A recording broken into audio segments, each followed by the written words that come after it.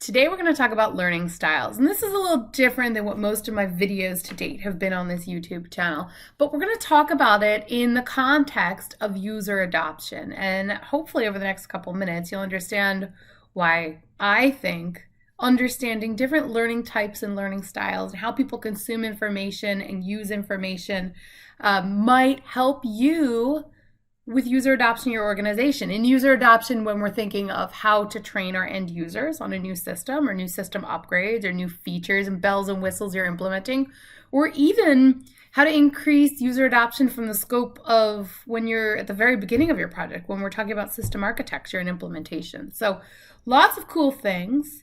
I wrote this blog earlier this week and I promoted it on my social media channels. And of course, there's somebody on LinkedIn saying learning styles are BS. I mean, he didn't say that. It's LinkedIn. He said it in a professional way.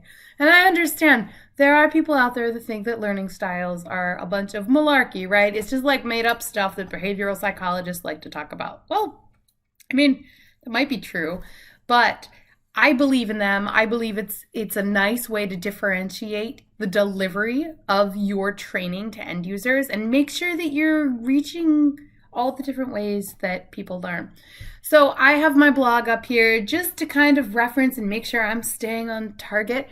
But I guess I just want to talk a little bit about why are we even talking about learning styles? Because there are some people, like this gentleman on my LinkedIn page, who doesn't think that learning styles matter. Well, my personal journey, which I'll review here real quickly, started when I went to college. I'm the daughter of a teacher. I come from a family filled with teachers. And when I wasn't sure what to study in college, I was like, education, I'll get summers off like mom did. I know, I put it in this block here. I know, teachers, if you were listening in, you just like cringe when I say that. I know you don't get time off, but I didn't know that. I was 18.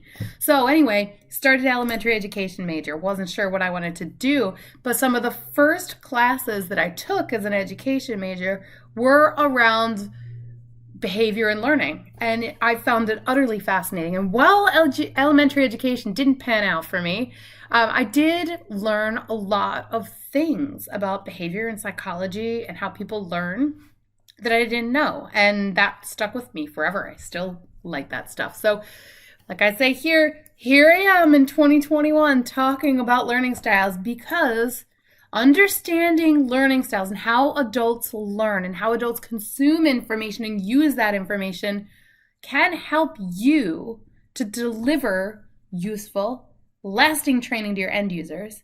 And like I put here, it can also help us make better configuration decisions when we're architecting and implementing our systems. All of this is going to lead to enhanced user adoption, which really should be at the core of any new technology that you're implementing. So no further ado, I'm going to dive in and talk about VARK. So obviously there are a ton of different philosophies on when you're talking about learning styles. One that I like, one that resonates well with me when we're talking about adult learners, is the VARK theory. So that is visual, auditory, reading and writing, and kinesthetic learners. I think it's really interesting to understand. It's easy to know kind of what your primary learning style is. And you don't have one learning style. I don't have one learning style. I have a little bit of all four of these, but there is a primary way that I learn. And it's actually a combo. So I'll get to that in a minute. So visual learners, let's talk about there. Visual learners have a preference for visual depictions of information. So this is wonderful with Power Platform and Dynamics 365 because these people really like graphs, diagrams, charts, patterns. And that's really interesting to think about from a training perspective and a system architecture perspective. Maybe there's a grid of information and you just throw a chart on there too. And that's really going to help other people that might have a different learning style.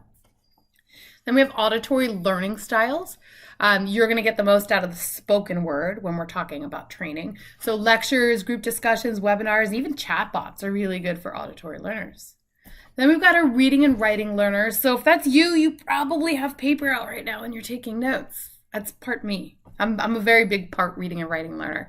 So manuals, reports, quotes, really written word in any way. So auditory is the spoken word and the reading and writing is the written word in any way, shape, or form. Kinesthetic learners. I think this is my primary learning style. So these are people that like firsthand experience. We talk with our hands a lot too.